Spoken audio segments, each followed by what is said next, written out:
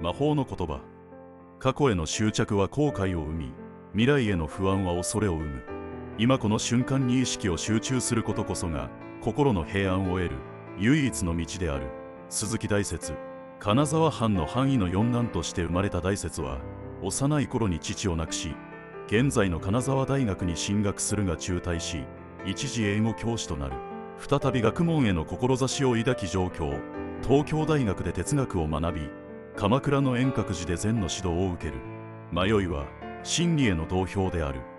迷うことを恐れず、その迷いの深淵を覗き込む勇気を持つとき、そこに光が見えてくる。生死の流れの中に不変の真実を求めようとするのは、流れに逆らって船を進めるようなものだ。流れに身を任せ、その変化の中にこそ真実は現れる。今はゆっくり休もう。